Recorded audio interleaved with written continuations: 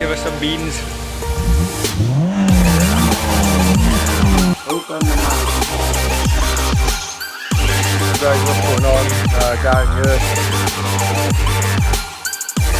Nice to sit down as well today. We made it everyone from garage again. What's going on, guys? Welcome back to another video. So as you would have probably seen by the title, I've bought a new car. I'm currently sat in it, and yeah, I've been so excited to make this video because this car is as good as I've been expecting. It's been my dream car since the age of about 17 for me, and a lot of you probably know that insurance just absolutely destroys you when you're a young boy who wants one of these. But yeah, we'll talk a bit more about that in the video. So yeah, if you are new around here, please smash the subscribe button and hit the bell so you get notifications when I upload. But yeah, without further ado, let's get straight into it.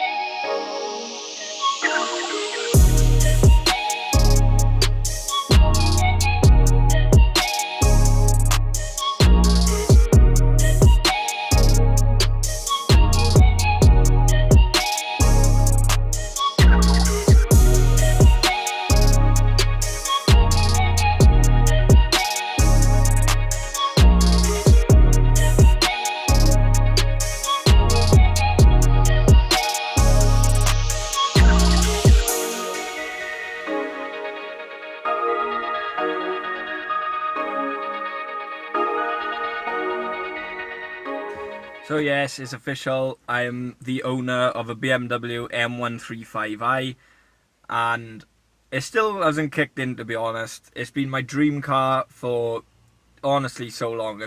Like since the age of 17, this has been the car that I've wanted, and I finally got one. So I think the first thing we'll do, guys, is show you the spec that I've gone for.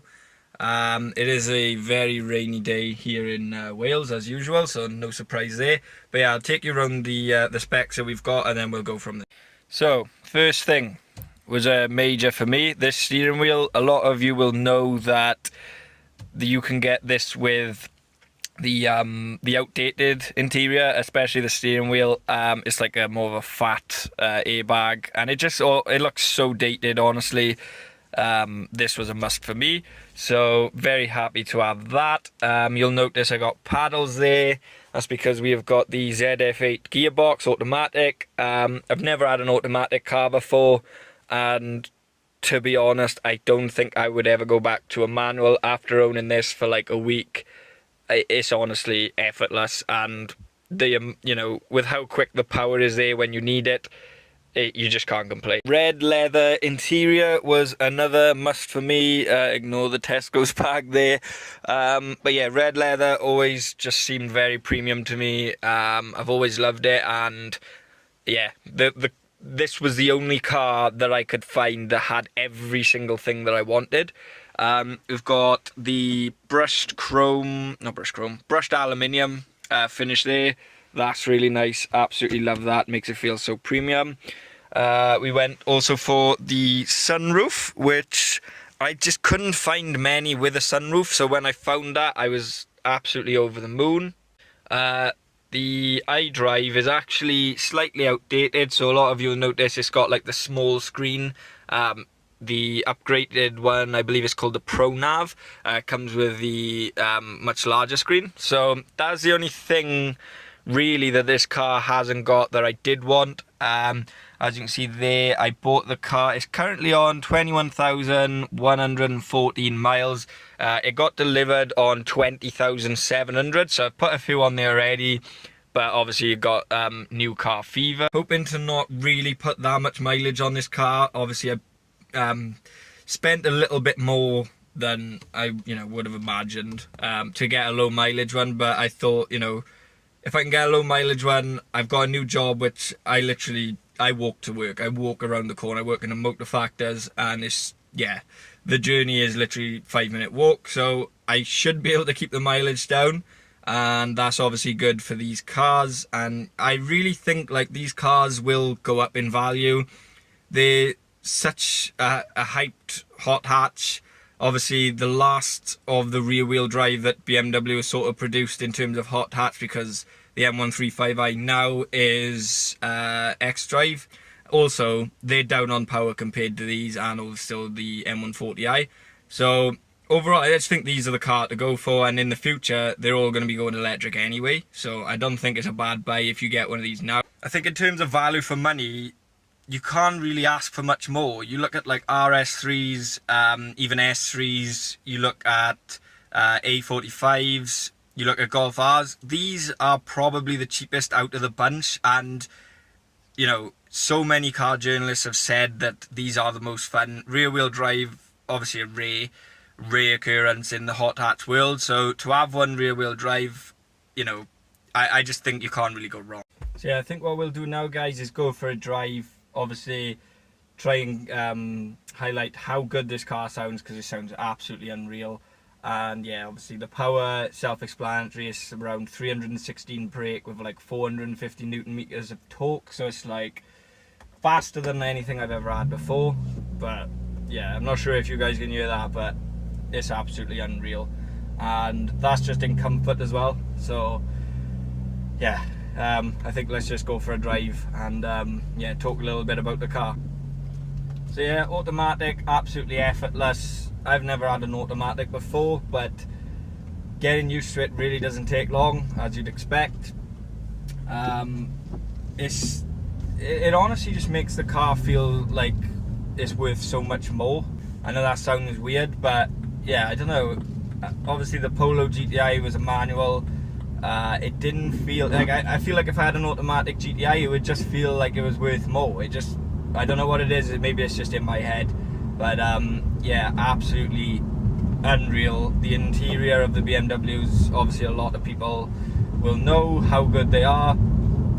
They don't really change much, and I kind of like that, because they, you know, you struggle to find one that looks too outdated, if that makes sense. It surprised me as well how different the feel of the car is in sport and comfort, because obviously it's BMW just do it right. They offer you the eco, they offer you the comfort, and then you have sport, and sport plus is when you basically turn the traction control off, which I'm not going to go near, I don't think, especially on a rainy day like today. But yeah, it just never fails to put a smile on my face. It's honestly, this car is the best car I've ever owned, and obviously for the price I paid you'd expect it to be, but I just can't imagine wanting to go elsewhere. Like, I can see me owning this car until it dies, if that makes sense. So yeah, I think what we'll do now, guys, is put it into sport, and then yeah, we'll just give it a bit of beans up to 70, going on to the dual carriageway now.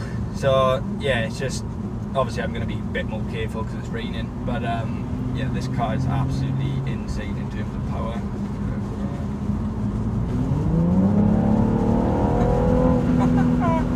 Like, you don't have to do much to put a smile on your face.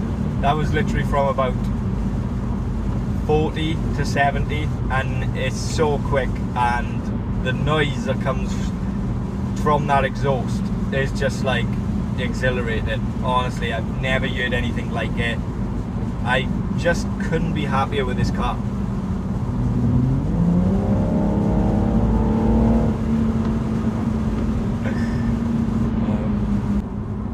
So yeah, obviously with the automatic, you do get the option to sort of go manual, so obviously the paddles, as most people know about. There is an option on the gearbox where you flick the gear stick to the left, and you can use up and down motions to change gears. I don't actually use that, there's not really much point. But yeah, paddle wise, there you go, I've just flicked it to the left, and then it'll tell you what gear you're in. So currently I'm in M3, but it's a lot quicker pickup, and you can obviously rev it out. It's absolutely mental. It's honestly, I'll flick it back to auto and it's as easy as that. But yeah, the pickup is a lot quicker on the automatic paddles than, obviously with an automatic gearbox, it's got kick down. So as soon as I plant my foot, you sort of have that delay, but that's just as rewarding, if I'm honest, as, you know, the paddles are. The paddles, very fun, and I'm sort of used to them now because I played a lot of Gran Turismo on the steering wheel. I've got a Logitech steering wheel, so I'm quite familiar with these already, which is good. But yeah, if you're looking for that more instant sort of manual feel, you can switch to the paddles, and you do get that because obviously you decide what gear you're in, and you know the acceleration is instant. It's not relying on kickdown. Obviously, a lot of you will be wondering, why didn't I go for an M140? You know, I was looking at M140s, but obviously buying a car like this, you got to do your research, and I found a lot of reviewers sort of choosing the M135 over an M140, and I was really surprised because in my head I was like, right, I'm going M140, but it's really surprising how many people prefer the characteristics of the M135. So a lot of people say the M140, it sort of feels like it's just constant power from the get-go, and obviously this feels like that, but you've got to plant your foot for this to go, whereas a lot of people were saying the M140, you literally, as soon as your foot's down, you are, you know, the power's straight there, and it almost feels too effortless, a lot of people were saying.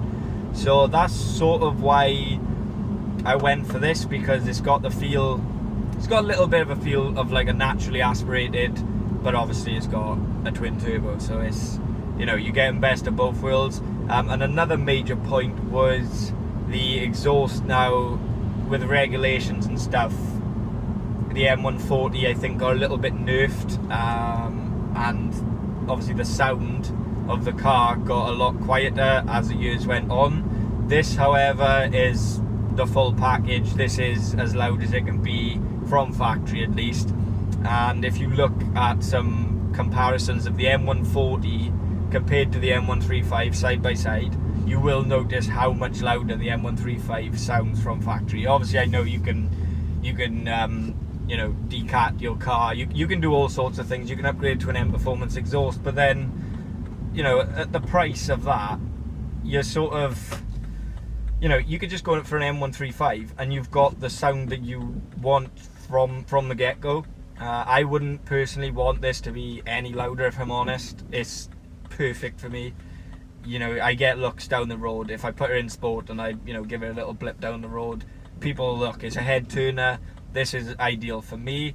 And then in terms of handling, I don't think there was much in there between the M140 and the M135, but I did make sure that I got the two-door, because a lot of people say that the two-door handles so much better than the five-door, and I don't know why that is. I'm sure there's some sort of support underneath the car. I'm sure I heard that on a review before, but correct me if I'm wrong. A lot of people also say that the only thing that sort of separates this from being an M car is the differential. So currently there's not an LSD on here, limited slip diff. That's definitely something, you know, I'd be interested in going for, I think, at one point. But to be honest, I'm just getting used to this car now, and it feels absolutely unreal to me. So I just, you know, I can't complain about the differential because I don't really know any different yet. But yeah, in the future, I definitely, if I, you know, I was looking to upgrade the car, I'd definitely be looking to upgrade to an LSD, because a lot of people say that's the only thing holding this back from being an actual M car. Yeah, we're just going to flick it back into the paddles again now, going from a nice low speed, and it is just honestly, look at that nice.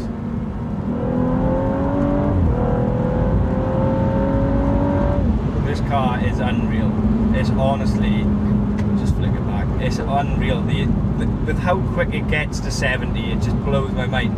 On paper it says it can do 0 to 60 in like 4.9, I believe, which for me is like, you know, different to anything I've ever had before. The Polo GDI was like 6.7, I think, on paper. So yeah, this is an absolute machine. Obviously it sends it all to the rear wheels, and you know, it feels like it handles so well. A lot of people say, you know, they're uncontrollable and all this. Like, so far I've had no problem at all, and all of my cars have been front wheel drive. So yeah, you know, I think it came down to getting an M140, which a lot of people, you know, would prefer to have the M135 anyway. Obviously they're a bit faster, 3.6 I want to say their brake horsepower. But you know, to get a low mileage M135i with all the characteristics and the exhaust sound and all that, it just seemed like the much more sensible thing to do for me. And I, you know, having the car, I wouldn't change it for the world. So yeah, that's going to be it for this video, guys. I really hope you've enjoyed. I haven't stopped smiling since owning this car. It's honestly, it's just so, I'm just lost for words. It's absolutely unreal. I don't think I'll ever get the urge to sell this one. Obviously I had the Clio for 3.5 months. I think I'm going to keep this one a little bit longer. So yeah, hopefully you've enjoyed, guys. Hit the subscribe button if you have, and hit the bell notification so you get notified, obviously. And I'll see you all in the next one.